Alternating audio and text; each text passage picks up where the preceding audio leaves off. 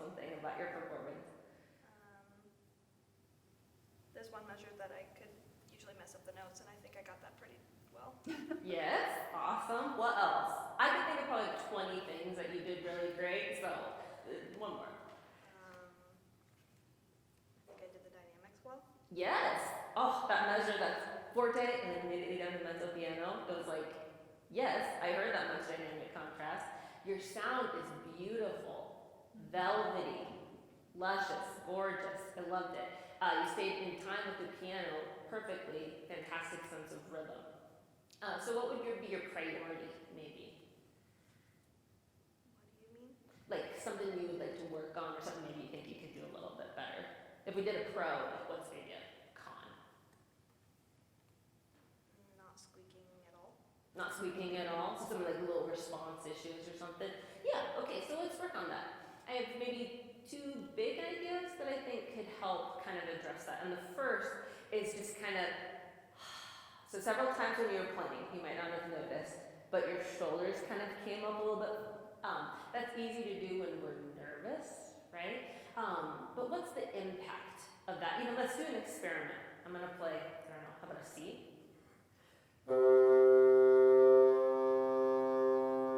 Can you hear my sound change? My shoulders went up. What happened? I can't really put it into words. Yes, what I'm thinking of is kind of an abstract concept called resonance, right? So resonance means it really rings and has depth of sound, and that depth of sound gets a little more shallow. I have a mic on, so I don't want to do it right now, but if you think about like a gorilla in the jungle, like beating their chest, it's like, look how resonant I am. My chest is so big, right? And they wouldn't like, right? So we don't want to do that. We want to be like gorillas beating their chest. So could we do, where's a good place for this? How about like around rehearsal C when we go above the staff? Because the bassoon, would you agree, the bassoon sound is kind of like this. The low stuff is just like, it just comes out super resonant. Do you ever sometimes take stuff down an octave just for fun?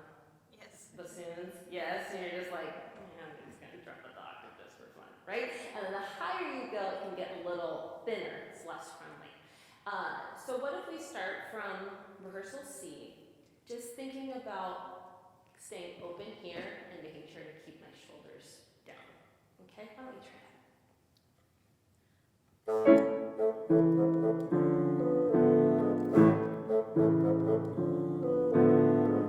Good, much better. Can we do it one more time, disregarding the dynamics and just do the whole thing nice and forte, just for experiment.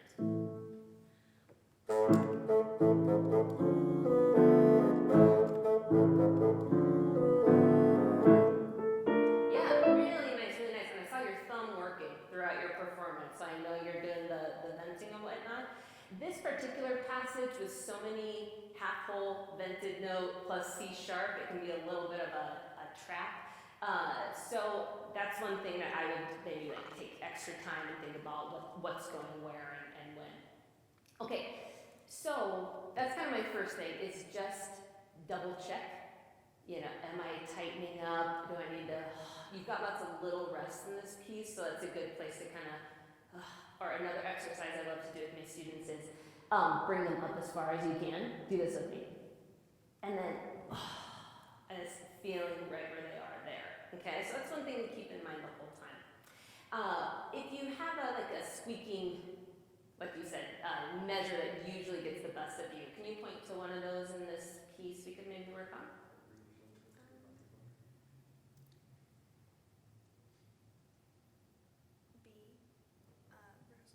Rehearsal B?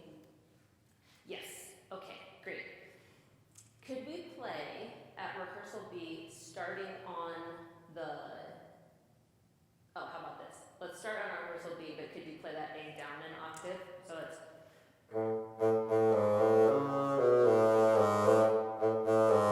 like that.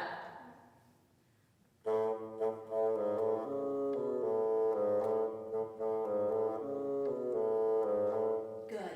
Keeping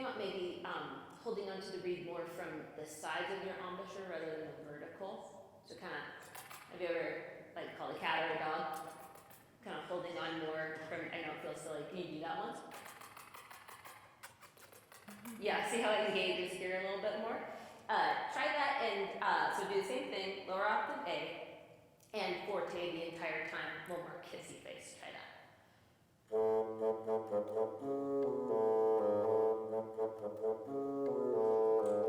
Good. Can we have another contest?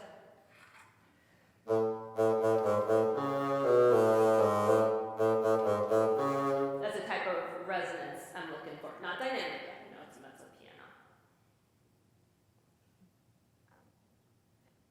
Sorry. So maybe a little bit larger quantity of air, but the momentum of the air is kind of forward moving.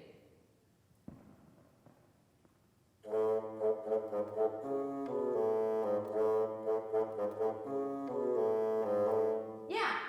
Even that sounds a bit more free to me. Now let's add the A in the octave it's supposed to be. But can you try? Are you flicking there? That A? Can you trust the flick? So sometimes we go, okay, my upper octave, I have to tighten air, but the bassoon's a friendly instrument.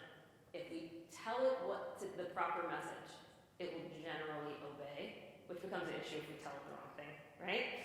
But if your thumb is hitting for that A, then you can keep everything where you just had it, resonant, nice, big.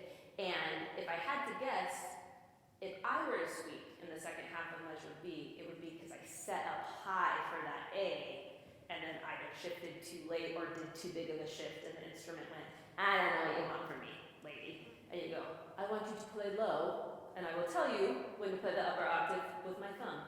Obey, and it will go, got it. Okay, can we try from there?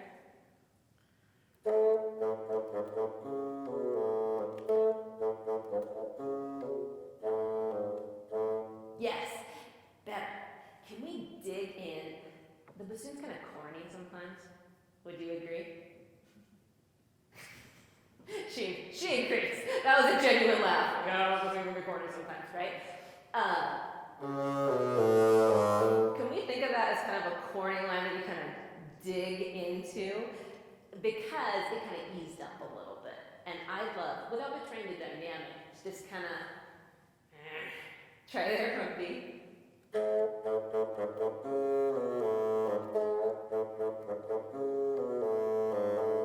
Yes, yeah, I thought that was really nice. And you might go, I like that, but it's not quite the mezzo piano I had before. And then you will need to make a judgment of, do I want my mezzo piano quieter? Or do I want to see if I can make my forte bigger? Because it's all about those proportions. Does that make sense? Cool.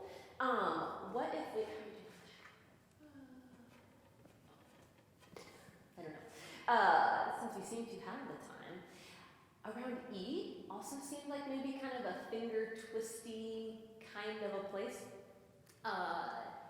What if we try, could I hear from E just a little bit, and then we'll work on that.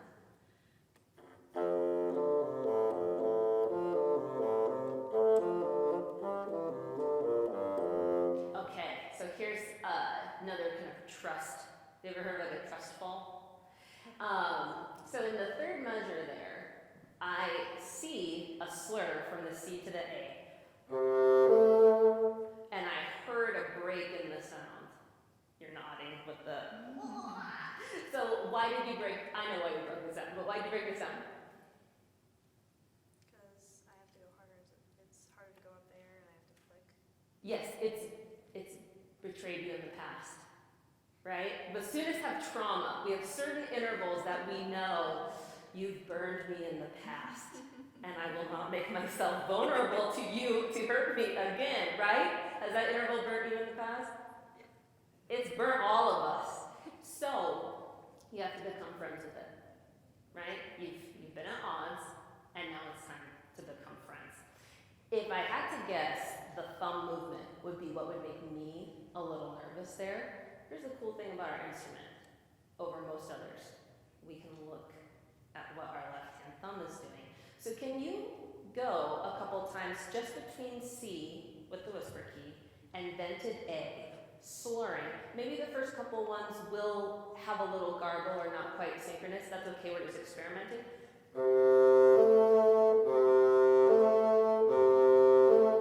If I'm being honest,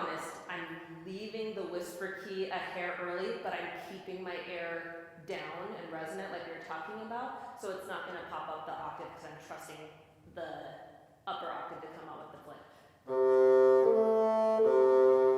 Can you do that a couple times just to make friends with this interval? 2 minutes.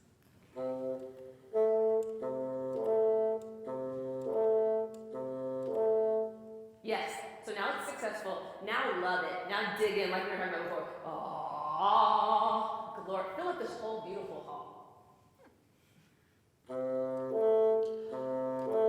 Yes, that's beautiful. Now let's get a running start, starting at rehearsal E. We can do this with piano, so it's accompanied this glorious interval.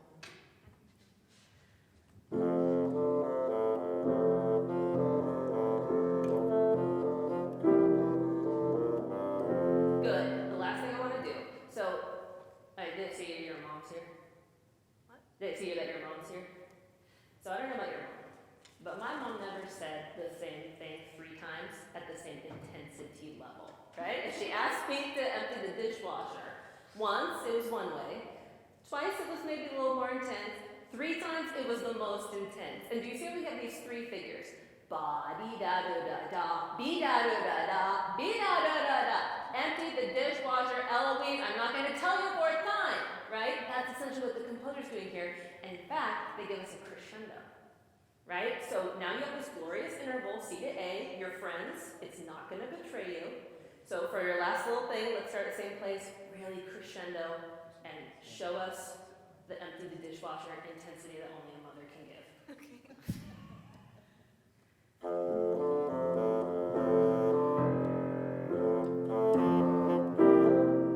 Good. Right when we're ready to start. That's all right. Good. Yeah.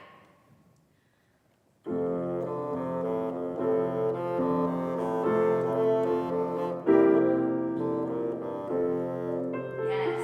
Yeah. Great. So just for my final comments, I say we have black and white and gray, right? Black and white is it the right note in the right rhythm in tempo? Once you get that done, you earn the right to think about gray. How short is it? How long is it? How big is that crescendo? And you have earned the right to think about gray. So now enjoy kind of digging into some of those details. But you sound awesome. Thank you for playing for me today.